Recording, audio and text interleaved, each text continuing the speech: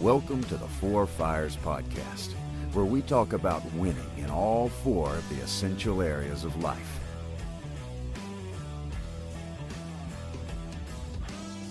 Welcome back to the Four Fires Podcast. If you enjoy listening to this podcast, please go down and leave us a 5-star rating and share this episode with a friend. It really helps us get all of this Four Fires content to more men so that we can accomplish our mission of building an army of four-dimensional men. Thanks so much. Live intentionally, and I hope you enjoy the show. All right, guys, welcome back to the Four Fires Podcast. This is Jeff Rice, and I get the privilege of speaking to my friend Bo again. He's been on the podcast before, and today we're going to talk about the purpose fire and the people fire. And Bo's got a cool story, something that's happened in his life he's got some cool insight and some wisdom around these two fires. Yeah. Hi, guys. I currently reside in Rochester, Minnesota. That's where my wife is from. And I moved out here about 3 or 4 years ago. Been all over, just playing baseball and doing different things. But yeah, currently own and operate a baseball facility. So just going through the daily tasks of whatever that entails. It's a little different every single day. It brings me new challenges. But yeah, live in Rochester, been here for a few years. It's been a really great transition. It's a little colder than I want it to be, but that's okay. But yeah, Four Fires, that's been a part of my life now for at least 2 years, if not longer. Jeff brought this idea to me and what it was about. And the number one thing that I really appreciate about it is it's like a daily checklist of the things that I could be doing better or add to compared to maybe like where I need to subtract to. It's a really great way to be self-aware of where you're at in your life and give you something to strive for in terms of what your everyday life should look like, and understanding there's seasons for everything and there's seasons for different fires in your life and where you might need to be more present compared to another. And it's just trying to find yourself, like balancing yourself out, I feel is the biggest thing. Is when there's a lot going on with one fire and maybe one fire is not getting enough. Okay, like how can I add and subtract where I need to get the most out of myself? I think there's a calmness that comes with that. When you see that you're going too far away from one thing, you're getting into other things, you're like, okay, I need to add back into this. It was funny. The last time we talked, Jeff, we were both talking about how our physical fire hasn't been great. Where we're like, and at one point in our lives, like that was like the best thing that we were doing, right? Not even like maybe 6 months ago, it was like my physical fire is like torch, dude. We're rolling. Yeah. And now it's okay, this gets busy here and then this gets distracted here. And then you find out some different things and life happens. And all of a sudden you're like, wow, I haven't worked out in 2 weeks, or this happened and it happened quick. And so that's why I appreciate the Four Fires, is because it's a good way to regulate where you need to be, I would say. Like I mentioned, we're going to talk a little bit about the people fire and the purpose fire today. I actually want to just open it up to you, Bo, and just to preface, Bo's a part of a group of guys that we're getting together once a month, and we're believing in and giving their time and their money and their efforts into helping us build an army of four-dimensional men, which is the Four Fires mission. And so Bo recently had a guy that he knows that lost a loved one. And Bo, the comment you made to me was, it made me want to spend more time praying and spend more meaningful time with family. Just that the normal grieving and things that come when you lose a loved one or you see someone who lost a loved one. So I just want you to open it up and you share as much of that story as you want to. And then I've got some questions to go through. But just talk to me about maybe what you felt and how that emotion came to you. Just tell me the story. One of my best friends, college roommate, I found out that his mom had passed, and she was an incredible woman. Anyone that she talked to, she just had such a positive outlook on the world and life. And she was an incredible mother. She treated me like as her own when we were living together. And when I found out, it seems to be that all the problems you have in the world just seem to get like way smaller. And it makes you stop in your tracks and you're like, okay, what's actually important? What's really important and what's actually going on? We need to put our focus towards. And essentially when that happened, I just dropped everything. I called him. I was like, hey, when is the service? When are we doing everything? I flew out to Florida and I was there for just a short weekend. But just to watch my friend and how well he handled everything with such grace was just so unbelievable to me, how someone could be so accepting because of who he accepts as his Lord and Savior. She's where she needs to be. I hope that I can use her life to guide people towards Jesus Christ. And we were sitting there having coffee, and I was just like, how can you even think like that right now? Why are you not? And he's just, it's okay. Like, I've come to terms with it, and I'm just using this opportunity to show people how great God is. And I was just really blown away. I was like, yeah, dude, you're inspiring me more now than ever to feel this way. And it was just incredible how they took it, and for that to just happen. It was super inspiring. And obviously he had a mix of emotions, but he handled it probably better than I did. And it wasn't even my mom. And he's just a great human. I think he definitely helped people see how great Jesus can be. So it was really cool to watch. Obviously with the circumstance, it was really tough, but just to watch how he grew through that and what he's been doing. Yeah, super incredible. Yeah. So how do you feel like that experience with your friend has shaped your view on life and relationships? I would say this, we sat down at a coffee shop together because he knew I was in town. The thing is with best friends is you might not talk to each other for a really long time, but when you see each other, it's just right where you left off. It's crazy. Yeah. Nothing changes. We talked about anything and everything under the sun, whether it was business related or relationships or whatever. And for him, through that whole conversation, it just made me realize how unimportant the materialistic things are in like our world that we have. It's like, I'm worried about the company's finances, or I'm worried about what house we're going to try to move into, or what's going on with this employee, or these problems that I have. It just makes you stop. And that's what he did. Like, we're doing the things on earth to try to show light to Jesus. And I think when you get in the midst of things in life, I think it's really easy to lose sight of that. You just get busy. You just get busy doing things and you forget what you're doing. And God has an incredible way of making you more present. And that's what I took away is with everything going on, just with our daily lives, like it was just one moment that made you stop and you're like, okay, nothing else matters. I'm going to be here for my friend. And I just want to be more intentional with the people that I love and care for, and building on those relationships, calling the person that you should call, talking to your dad, right? Like doing those things, even when you're busy, like just making time, even if it's 5 or 10 minutes, because I'm sure that people that, are like Ryan lost his mom. He would do anything to like give her a phone call, 10 minutes. And we're just typically worried about the wrong things. So yeah, I hope that answers your question, but that's my takeaway is we just need to pause, reflect more often on really how lucky we are to like be able to live the life that we have, and like how more grateful we probably should be as a society. Yeah. I think that's just in the world today, I would say even the United States, I think we miss out on a ton of gratitude. We're so distracted and we're so trying to just go forward all the time. It's crazy. My wife and I went on our honeymoon in December, and we went to St. Lucia, and we met a guy. We were on like this boat tour thing, and I was talking to him. I was like, so you do this every day? You just take people out on a boat every day? And he's like, yeah, I'm from a fishing village. This is just what I do. I'm like, that's super cool, man. And he's like, yeah, it's great. I wake up, I go on the boat, and I come home. And all I want to do with my life is own a boat someday. He wants to own his own boat. It was just crazy to me because he was so happy and content doing the simplest thing because he just loved it. You get to the United States and everyone's worried about their 401k, what clothes they're wearing, the house they have, or keeping up with the Joneses. He was so content and happy. And I'm just like, man, that's a life to live right there. That guy's got a simple life. He's just so happy. The relation to what we're talking about here, I feel like we get so distracted with all these things that in the grand scheme of things. Yeah. We can't take it with you when you die. You can't take the house. You can't take the car. You can't, it doesn't come with. And he just, he's living his best life. I just can't wait to own a boat. And I remember telling him, I was like, dude, I hope you own a boat more than anyone that I've ever wanted to own a boat in my life. But yeah, that's my takeaway.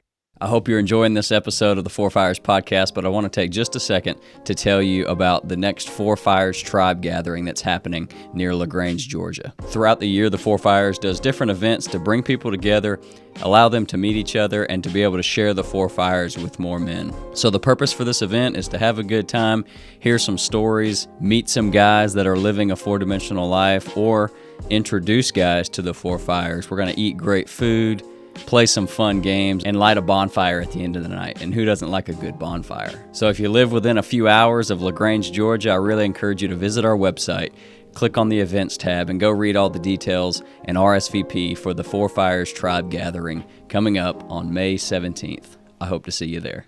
Yeah, it sounds like what Ryan said, that I hope that people get this out of my mom passing. It sounds like you were one of the beneficiaries of that, of just like I was. refocusing on what's important, and maybe like an unveiling of, wow, I've been maybe letting just my busy life, not that it's bad, like the work that you're doing is fantastic. You're helping dozens, probably hundreds now of kids get better at baseball and maybe be able to go play college baseball. So what you're doing is great, but it's like sometimes it's good to be reminded of, yeah, I should probably call my dad more than twice every 6 months or something. I don't know what the thing is, but yeah. I think that's what, with the Four Fires, like going back to the original like introduction, is if you pay attention closely, you reflect on the things you need to. I think that's the interesting thing is I feel like as a society, we have a tendency to lose our presence in the day where we're, like I said, we're distracted or whatever. I think that's where am I doing well with this? Where should I spend some more time to bring up these other things that are all important, right? All those things are important in your life, but just trying to navigate through that and knowing when some logs need more than others and trying to get back to even as much as you can. I feel like it's so important. But Yeah. I went that weekend to like help my friend, and I felt like my friend helped me more. Wow. I was just like, dude, I'm just here to support you. What do you need? What do you want? And I remember my wife called me on my way home to the airport, or I was going to the airport. And, she's like, so how was everything? It was fantastic. I got more out of it than he probably got from me. It was incredible. Just the wisdom that he has is so beyond his years. It's really incredible. You talk to someone that's a little bit older, that's lived more life. That's how I feel when I talk to him. I'm like, wow, you're younger than me, but I feel like I'm talking to a 55-year-old guy that has already Wow. had 2 kids. More friends like that. And we need to be that friend to more people maybe too. Yeah. So has there been a moment since this happened or ever in your life where prayer has brought you in maybe an unexpected peace or clarity?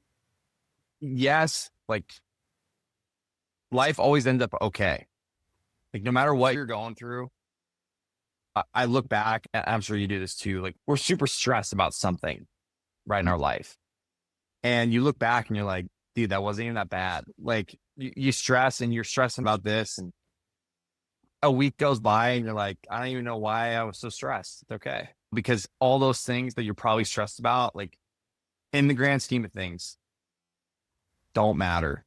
Now, don't get me wrong, there's certain things, right? There's health related things, there's family things, or there's certain things that like bring you stress. So you're like, I really want this to be successful or good, or life to be good.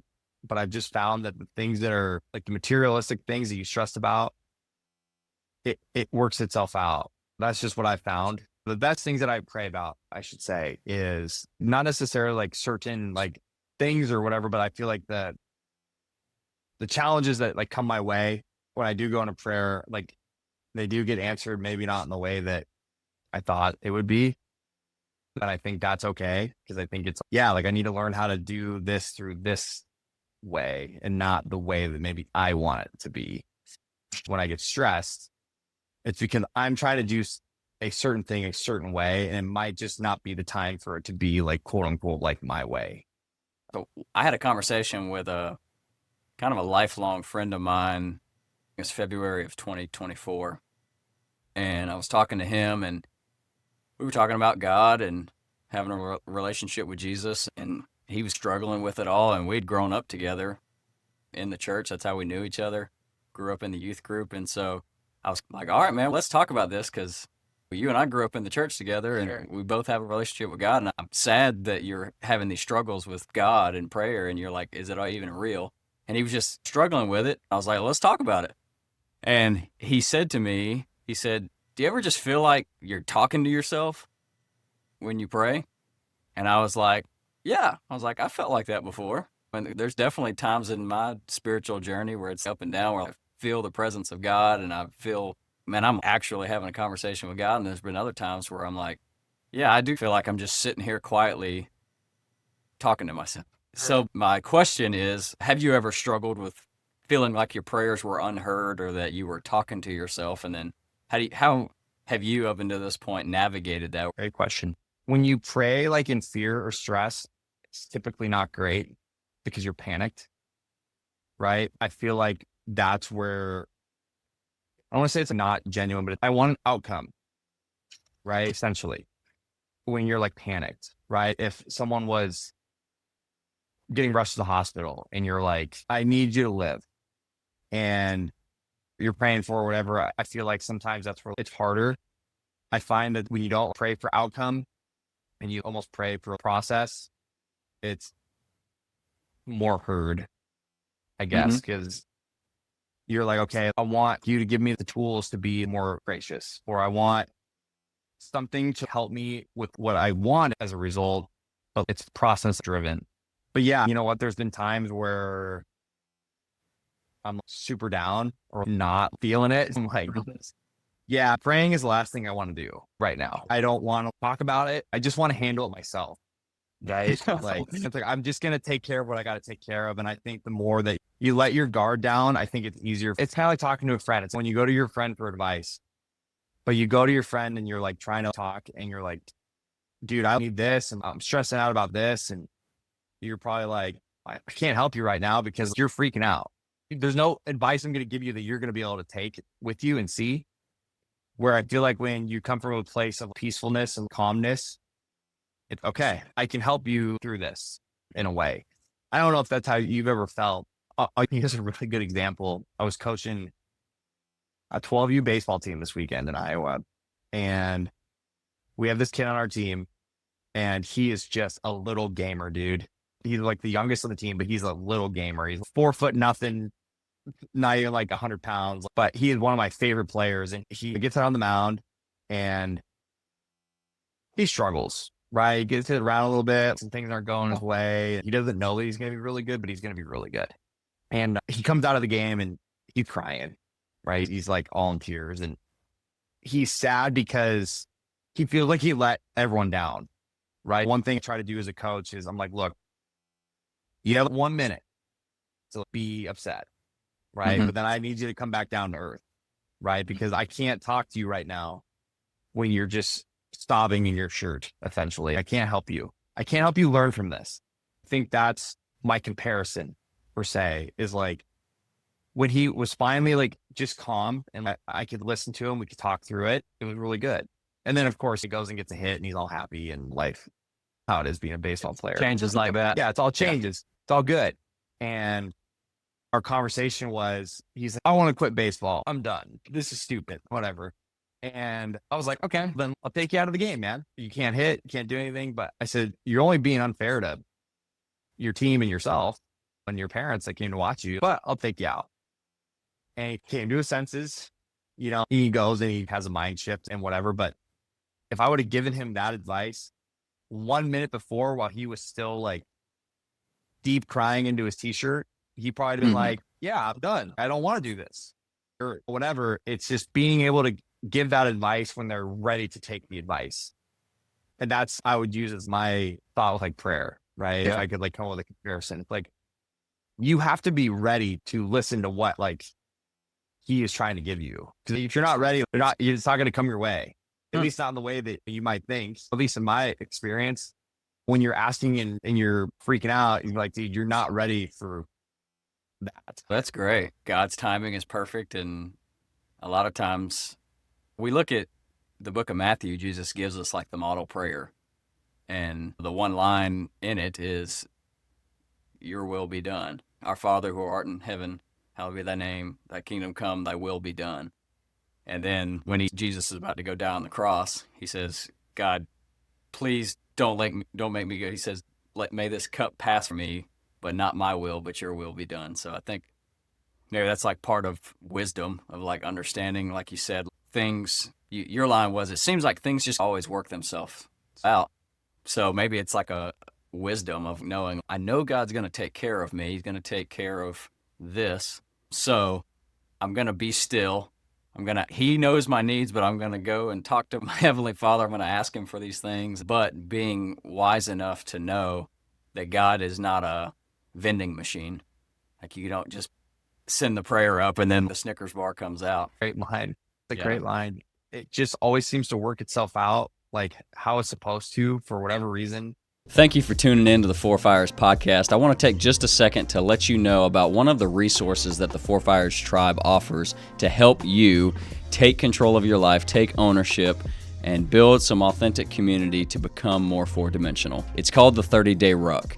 It's a 30-day challenge to live four-dimensionally. You commit to weekly tasks, abstaining from a few things, and having a Zoom call with your facilitator, that's me, and the other men that are going through the ruck with you. It's a great way to encourage each other, meet some new guys that are trying to live four-dimensionally, and really hold ourselves accountable and commit to something and then keep our commitment to ourselves, to becoming a four-dimensional man. Visit our website, fourfires.com, to see more about the 30-Day Ruck and how you can sign up and reserve your spot today. Thanks, and let's get back to the episode.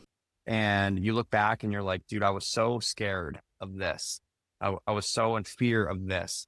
And it actually worked out better than I thought it could, right? I thought it could be, I didn't know it actually could be like this great in some things of your life. And it just goes back to how you view gratitude. There are days, and I don't know, you feel this way too. There are days where I'm like, man, I want nothing to do with the baseball facility. I don't want to go in there. I don't want to teach a kid how to hit today. And then I just reflect. I'm like, man, I'm really grateful that this is what I get to do, like, for my job. There are hundreds of people that would change me any day of the week with their job, right? And so, okay, perspective, right? I have a job that I think that I'm pretty decent at and like I love to do. I don't love it every day. I love it every day, but I don't like it every day, I guess you could say.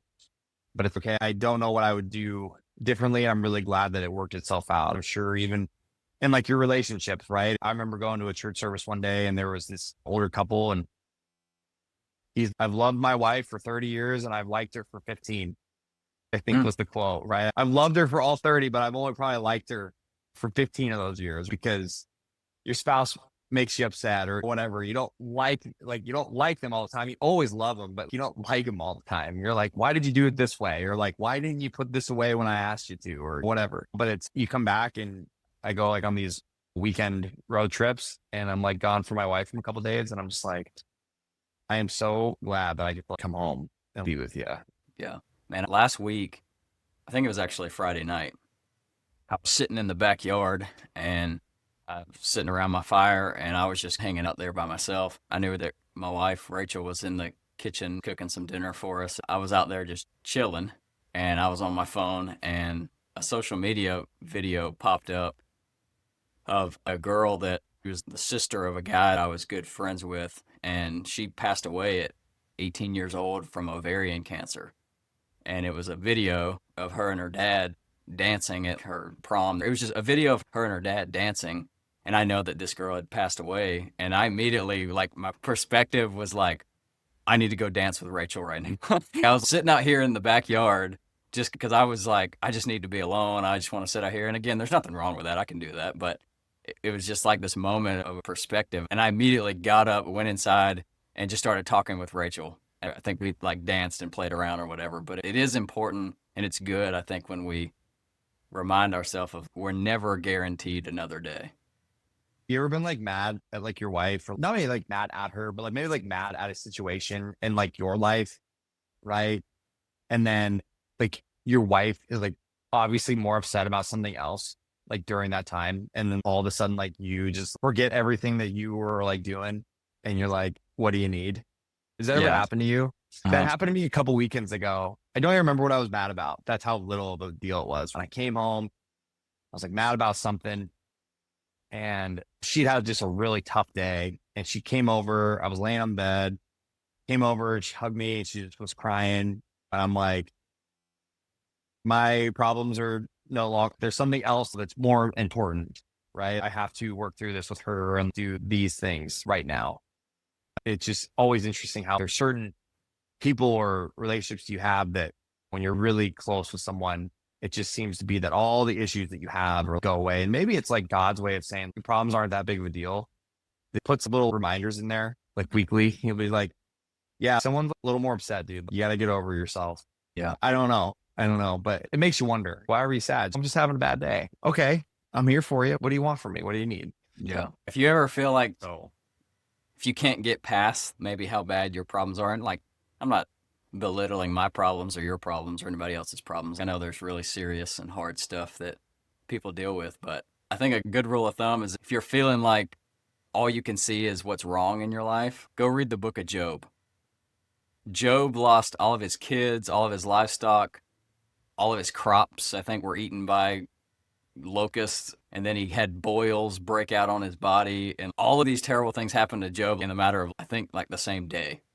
So it's just sometimes it's good to get a different perspective, get outside of your bubble and remind yourself of all the things that you should and can be grateful for in your life. The smallest things from, I'm sitting in an air-conditioned building right now. It's probably 85 degrees outside here in LaGrange, and I'm sitting in perfect conditions inside this building. That right there is enough to be grateful for. My next question was, and what role does gratitude play in your life? I'd probably say this. You could probably always be a little more grateful at the end of the day. Like even when you are grateful, I think expressing that gratitude genuinely makes you like happier and more joy. And it just changes your perspective of what is going on. I think a lot of times when people are upset or sad, darker place is because they're thinking about all the things that are wrong. And what you think about is what you're probably going to become. I know it sounds really simple and cliche, but it's the kid that, and I'll use baseball as a reference. It's like the kid who thinks he's going to strike out is going to strike out. It's amazing how powerful your thoughts are, right? If I think I'm going to strike out, I'm going to probably strike out. If I'm confident that I'm going to go hit the ball hard, it gives me at least a chance to go hit the ball hard. I'm in the ballpark at least. I'm already playing half the game. It's much more active rather than passive. Because if you're just like, oh, I hope I don't, that's passive. Like you're not even going after anything. Yeah, exactly. I remember when I was in college at a point, I remember I used to have extremely, probably more performance anxiety than like I could prescribe at the time. That's what I like recognized years after playing. I was like, dude, you have wicked performance anxiety. You match all the signs of that. And the way that I got myself out of it was I would write down and literally talk to myself about, I'm like, you're going to hit the ball hard today. I'd say it out loud. I'd write it down because I had to talk myself into it. Because when I would initially wake up, I'd be like, it's game day today. What if this happens? What if this sucks? Those were all the first initial thoughts for whatever reason. For whatever reason, they were never just, dude, it's game day today. I'm the man. It never seemed to ever be that way. It was always the negative first that I had to talk myself out of. And then by game time, or by the weekend, I got to a place where I understood if we played on Friday, by Monday, I was already talking to myself about next Friday. I was like starting to put in the groundwork to do that because I knew that I needed to talk to myself way more on a positive note than a negative note. Those are the things I think you learn over time. The older you get, it's the simpler things like showing gratitude and thinking positive that the bigger things that are good, right? If you're really negative, man, you can't even get out of bed to do the things you want to go do, right? Yeah. In theory, right? You know how it is when you have those really like depressed days. You don't work out. You probably don't read the Bible as much. You don't do the things that actually make you happy, right? You're just sulking in what you're doing. You're like, this sucks today because of this, or I'm stressed because of this, or all these different things. And so it leads down the rabbit hole, right? Then you're sad for another day or whatever. And the best thing you can do is just snap yourself out of it. I know it's easier said than done, right? But you listen to a lot of people that dealt with depression and anxiety and stress, and they're like, how'd you get out of it? Even talking to one of our employees who had dealt with that, he tried to commit suicide a long time ago. So into all this therapy, and I had no clue. But I'm like, dude, I'm so glad you're here. And I was like, what changed? I just stopped being sad. I just told myself I didn't want to feel like this anymore. So I just didn't. I just was telling myself positive things. And he just worked himself out of it over time. Yeah. And it was incredible. But it's just like with anything. It's like the person that wants to lose 100 pounds. And you're like, how'd you do it? And you're like, I just didn't want to be 100 pounds overweight anymore. I just decided that I was done with this. And then they just kept showing up. It's just amazing how powerful your mind is. If you tell yourself you're going to strike out in life, you're going to strike out. If you tell yourself you're going to hit a double, there's a good chance you're going to hit a double. What you focus on is a lot of times what you get. I read this morning, and coincidence, maybe, I think maybe it's a God thing, but this morning I read Proverbs chapter 4, and Proverbs chapter 4 verse 23 says, guard your heart above all else, for from it is the source of life. And so then I was like, okay, what does that mean? Or why is that important? And so then I just wrote out in my own words, I was like, I have to guard what comes in, or what I allow in, or what I focus on, because it will produce what comes out. Or we know that one of the ways that we know that our purpose fire is healthy is the Bible lists out the fruit of the Spirit. And so love, joy, peace, patience, kindness, goodness, faithfulness, gentleness, and self-control. So if you're like, if I want those things to be evident in my life, then it's so important what we allow in. It actually says guard your heart. That I think shows up for me. I want to make sure I'm not allowing any bad things to come in, so it is like a defensive thing. But then there's also an offensive guard. I am purposefully not going to focus on what's wrong in my life. I'm going to purposefully guard that from coming in, and I'm going to purposefully focus on the good stuff in my life, all the gratitude stuff, because I know that, 1000%. What's it say? Guard your heart above all else, for it is the source of life. Focusing on how you're grateful. And actually, one of my questions that I skipped over was, what is the purpose of prayer? And I know I mentioned like God's not a vending machine. So maybe the purpose for prayer is not to have all your prayers answered. Sometimes the purpose for prayer is to just be grateful and thank God for who he is and for loving you, and think about all the things that he's provided for you up until this point. Yeah. You know what? I think so. Like my friend, it's like he probably just went through the toughest thing of his whole life. And he's just, I trust what's going on. And I'm like, I'm so grateful that he gets to be in heaven. And part of me is like, dude, you're a psycho. Good for you. There's just so many different ways that you could go when something like that happens. Right. And that's bringing this almost full circle. He was just like, I'm really grateful for everyone that was here. Talk about looking at the glass half full, even with the kids, like the kids that I get to work with. Kids have a tendency to do this, right? They'll nonchalantly say, oh, I suck at this, or I'm not very good at this. And man, I cut that out right away. I'm like, don't say that. You got to take that out of the universe, man. You are good at this. Even kids that aren't good at this, I tell them they're good at this. You know? Yeah. Or you can be realistic and say, hey, I'm not that good at hitting a curveball right now, but I'm working on it. Don't say I suck at hitting a curveball, because you're always going to suck at hitting a curveball if that's what you tell yourself. That's literally it, man. They'll be like, I can't hit this. I was like, yeah, you can. You definitely can. Here's why. And there are some kids that you got to just bolter with confidence. And I think that's the majority of them, right? You just got to give them so much confidence, even when, frankly, you might not be that confident. Like you're playing a game and a kid steps up to the plate and you're like, okay, are you the player that I would want up right now in the bottom of the seventh? It wouldn't be my first choice, but it's who we got. And like, basically you have to get that person to believe, or try to get them to believe in what they're doing, you know, in a time where it's really hard to believe in yourself. And I think we talk about coaching and life and all those different things, being a good friend. Those are the things, right? You're like, yeah, man, like I'm going to just fill you up with so much confidence, because if I don't fill you with confidence, like the negative is going to happen anyways. At least if I pump you with confidence, the door is open for something good to happen.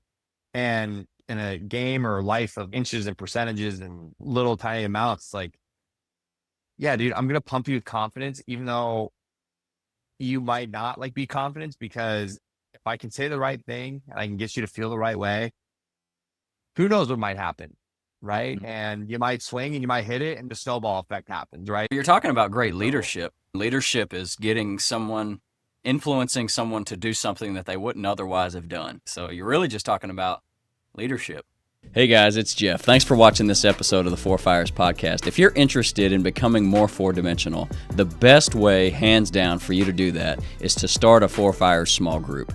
Real life change always happens when we build authentic community and we're challenging each other, just like the Bible says, as iron sharpens iron, so one man sharpens another. If you want encouragement, if you want accountability, if you want deeper friendships with some men in your life, a Four Fires small group is your next step. Visit our website to see more information, watch the Session 1 video to see if it really resonates with you and if it's something that you want to lead a group of men through. Fill out the application, and I would love to talk with you and provide you and the men in your group with all of the resources and the tools that you need to be equipped and empowered to start this small group and to become the four-dimensional man that God created you to be. I look forward to hearing from you, and until then, let's get back to the episode. I want to wrap this thing up with talking more about the tactical things that you do and your people fire to build that. And so your comment was, I want to spend more meaningful time with family. So the question is, how do you create meaningful moments with family in today's busy and distracted world? I think the biggest things are when I feel like my wife needs me, I stop everything, right? I'm just like, okay, what do you need and how can I get it for you? When there's time like that where I need to spend time with you, or I need that time, it can mean a lot of different ways. I think just like anything, you have to put it on your calendar, schedule of, yeah, I'm doing this today, right? Example, I just was like, no, I'm not going in today. I'm not going to do that because it's important for me to spend this time with Danielle or whatever we have planned for the day. And I know a lot of that too is maybe a little bit easier for me because I can essentially make my own schedule, right? There's certain things I have to be to, but there's other things that we just have guys who can cover and do whatever. I might argue that it could be even tougher for you because any guy who has that, I work 8 to 5 every day, then for that guy, it might even be easier to schedule time with family. So I would say it's even harder for you because you have to actively turn your brain off, where someone who has that clock in, clock out, they're done. But you're trying to grow this thing and you're on all the time. But yeah, you know what? That's true. It's one of those things where it's trying to be mindful of what relationships are needed. And it could be as simple as calling my parents. It could be reaching out and sending my grandma a text, right? Just little tiny simple things, but just let them know that you're there and you're thinking of them. I think goes a really long ways. But yeah, you just got to set time to do it, just like you would with a meeting or whatever, and trying to do the things that you need to do to be productive in all the fires, but especially like the relationship fire. So it's just like you said, calendar it. So I've got this book, and every day I write out a couple tasks in each of my fires that I'm going to do. And so on the same topic of calendar it, just write it down. Say, I'm going to do this today, or maybe it's really small, and just go do it. I'm going to send both of my parents an individual text that say, I love you, I'm thinking about you, hope you have a great day. So sometimes it's just go do it, but other times it's name it and then make sure it gets done today. When you put stuff on like a task list, it's like you feel so much better once it gets done. I woke up at 3:45 today. I actually tried to wake up 15 minutes earlier so I can have a little bit more time to drink my coffee this morning before I went and played basketball. Man, that's an early basketball day. Yeah, 5:00, right? They start at 5, right? That's when the gym opens. We play for a couple hours. It gets pretty tiring, right? Throughout the day, it's 11:40 my time. I've already been up for almost 8 hours. Some people just woke up a couple hours ago. They're doing their thing. But it's crazy because for me, it's okay. I know that I can get my physical stuff accomplished for the day before anything else happens. There's typically not a problem in my relationships, business, or faith between 5 and 7 a.m. Right? I don't get a phone call. I don't get an email. I can accomplish it during that time. And I'm sure that when we have kids, that's going to be my time that I'm like, yeah, I got to work out right now because it's when I can get it in. And then I go work or do whatever I got to do the rest of the day, and might be working late, might not be, might be on the weekend, whatever.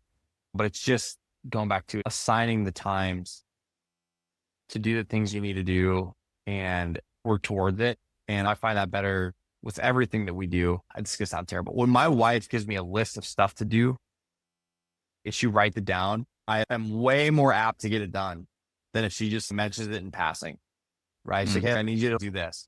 Hey, these are the things I need you to get done today. I can read it. Okay.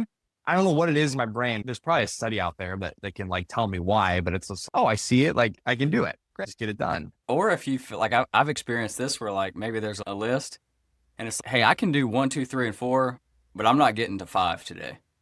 To where if it's there, you have the good communication with your spouse and all that stuff. Oh, and you know what? That's happened too. I'll come home and I'll text her, or I'm like, look, I had to leave. I didn't get this done today. Got these like 3 things done, but I didn't get this done. And like my wife is like the coolest person ever. She's okay, no big deal. She's just that way. I don't know if we've ever really been like mad at each other. Like we're not good. We're both just so, yeah, okay. Yeah. It didn't get done. It's whatever. Like life goes on. Yeah. Yeah, man. Those are. Yeah. But every time you say that, when we were in college together, you'd always play that song. Oh yeah. Life goes on. And that's what I think of. It's the same thing. We're like even just talking about when bad things happen in your life, you're freaking out until you can't breathe anymore. Everything's okay. And then at that point, you're not worried about it anyways. It's okay. We're going to probably figure our way out through this regardless. That's my experience, man. This has been a great conversation. I think to sum it all up, it really is perspective and perception is reality. And so make sure you choose wisely what your perspective and your perception of your life is. That's right. I should put that on a t-shirt. If you think you're going to strike out in life, you're probably going to strike out. Yeah. If you believe you can or believe you can't, you're right. That's it. In a nutshell. Bo, I appreciate your time, man. You're wise beyond your years too. So you fit right into that category with your buddy Ryan. I appreciate it, Jeffrey. You are too. You're a smart guy. Guys, I hope you enjoyed that episode. And again, thanks, Bo, for being here. And until next time, you guys go live intentionally. And we'll catch you on the next episode of the Four Fires Podcast.